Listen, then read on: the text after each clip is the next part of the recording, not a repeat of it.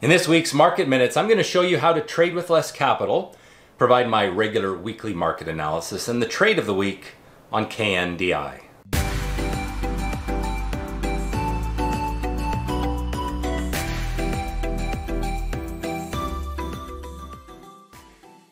Alright, so how do you trade with less capital? Well, when you get started, you're probably going to have less capital to begin with. And even if you don't, even if you've got lots of money to work with, I strongly recommend that when you are learning, you just don't take as much risk per trade. Now remember, the risk per trade is what determines our position size. And so if you're willing to risk $100 on a trade, then the position size will be based on that amount divided by the amount of risk per share in the position. So the lower price stocks will tend to have a higher risk amount per share on percentage terms because they tend to be more volatile. You know, a $4 stock will move around in percentage terms more than a $40 stock. And therefore, if you are trading with less capital, you want to focus on those lower price stocks, or at least the more volatile stocks. I mean, there are times when expensive stocks are very volatile, and so your position size is actually going to be less. Now, these lower price stocks will also tend to have wider bid-ask spreads, and that can increase your transaction cost. You get more slippage when the spread between what you buy it for and what you ultimately sell it for is wide. So you want to focus on the higher quality trades with less capital so you can trade less. Now let's walk through a couple of examples just to drive this home. So two stocks that were on my list on Friday, KNDI and CCL. KNDI at $4.85 stock and CCL a $64 stock. Now because KNDI is a much more volatile stock, you could have the same amount of risk for a much smaller position. You can see there the position size for a $100 risk tolerance was only $3,213, whereas for CCL, the position size was almost $35,000 for the same amount of risk.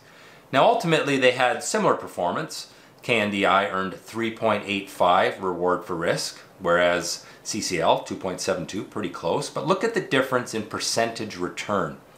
That same amount of risk earned a 35, almost 36% return for KNDI, but only a 2.3% return for CCL. And that's simply because the CCL trade was much more capital intensive.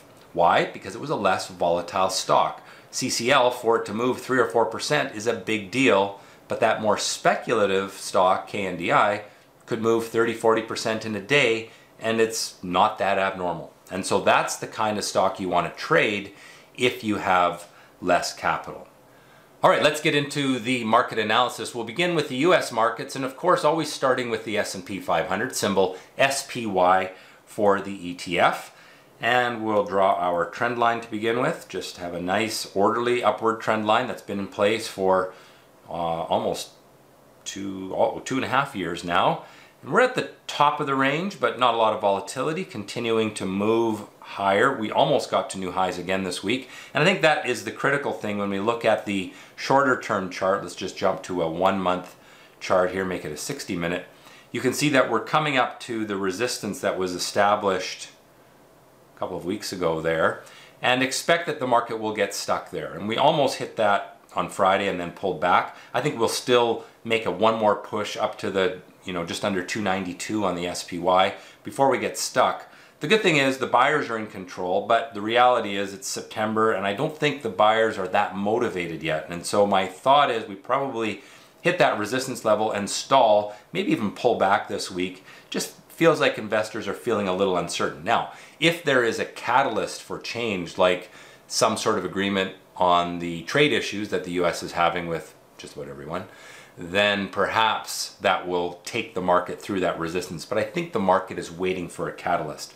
Let's take a look now at the Russell 2000. IWM is the ETF, small cap US stocks. And you can see there on the weekly chart, we are in that nice upward trend.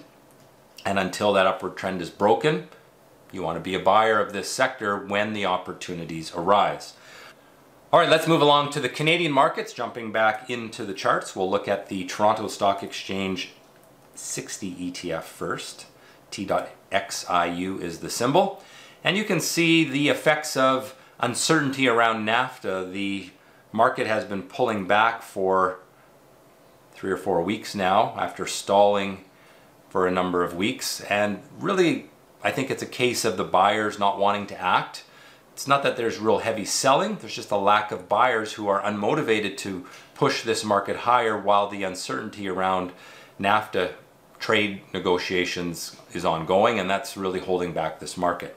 Looking at the shorter term chart, you will see that downward trend there, you can see it. So the sellers are in control, or at least the lack of buyers is in control, as evidenced by those falling tops over time.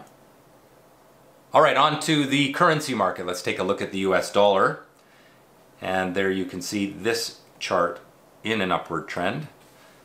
A little bit of chop the last 4 or 5 weeks that shows some uncertainty in the US dollar. I don't think it's broken the upward trend line yet, but it could happen. And what you really want to watch for is that this support zone right in here doesn't get broken. That was old resistance. If it falls back down through that level, that would be somewhat bearish for the US dollar. So for now, I would say cautiously bullish on the US dollar.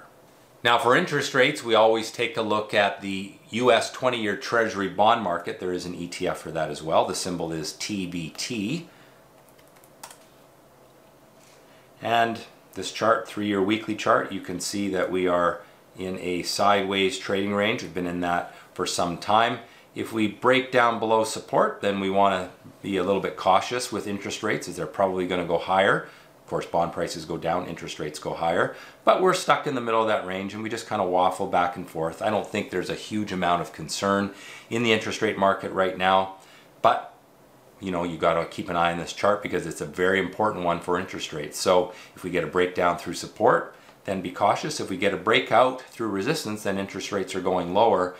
Probably not likely based on all the sentiment, but you never know what can happen. So keep an eye on this chart for that.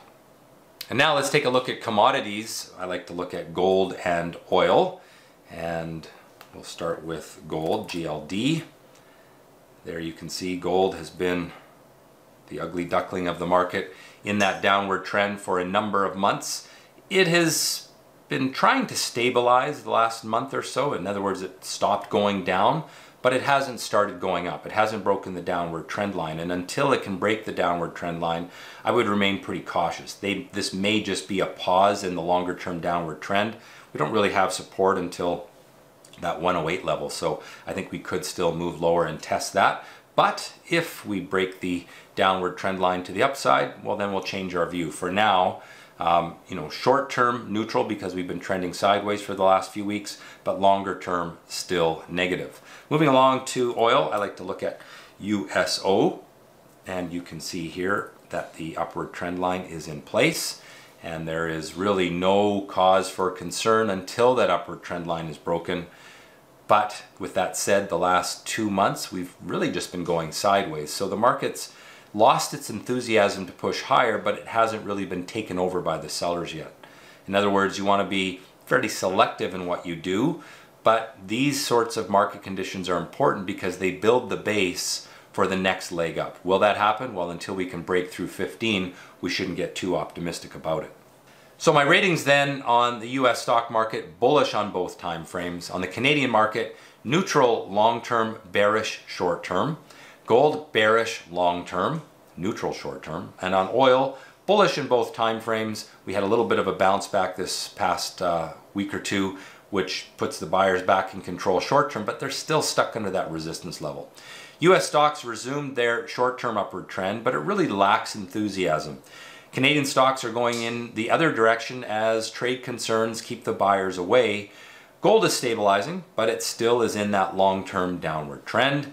Oil remains in the long-term upward trend, but is stalling under that long-term resistance short-term. And of course, fear relatively low. We didn't take a look at the chart of the VIX, but it is low. There's not a lot of fear out right now. I would say the market today is more a case of a lack of motivated buyers and it is strong selling pressure. All right, now let's take a look at the trade of the week. This was KNDI, which was one of our sample trades in this week's topic. The entry signal came early in the day on Friday. You can barely see there the pink dot. That's my stock scores action candle. What I want to emphasize is how we calculate risk. So you can see here the entry price at 425 and support price at 412. The difference between the two is the risk of the trade. So in this case you have 13 cents a share in risk. You then take that 13 cents and you divide it into your risk tolerance. So if your risk tolerance was $100, as in our example, that $100 divided by 13 cents gets you your position size. You then multiply that, which is about 800 shares, times 425 to get your position size around $3,200, as we discussed earlier in the presentation. Well, by the end of the day, the stock was sitting at about 3.5 RR. It actually topped out at about 7.5. So what that means is for that $100 of risk, the maximum profit for the day was roughly $750, and it ended the day with a $350 profit. And so that's how we calculate our percentage return. Now remember, you can leverage these stocks 3 to 1. So if you have a $3,300 position and you can leverage it 3 to 1, you actually only have to put up $1,100. $1,100 to make $350. That's how we get to that percentage return that I showed earlier. And this emphasizes a couple of things. One, you want to trade those more volatile, lower price stocks if you have less capital, because they will give you more bang for your buck. They move more in percentage terms. And the other thing is just to emphasize the importance of your risk management calculation to determine your position size. All of that, you need to understand how to size your positions based on where your entry price is, where support is, and use that to ultimately, pick those stocks that are going to get you the best return for your dollar, either because you're just learning and you want to start with a small amount of capital, or simply because you don't have a lot of capital and so you have to focus on those lower price stocks. Well, that has been the Stock Scores Market Minutes for September 18th, 2018. Hope you've enjoyed it. If so, click on that like button. Love to hear your comments. If you have any thoughts on risk management and trading lower price stocks, post those in the comments section. I love to read them and I will reply to you as best I can. Have a great week in the market and trade well.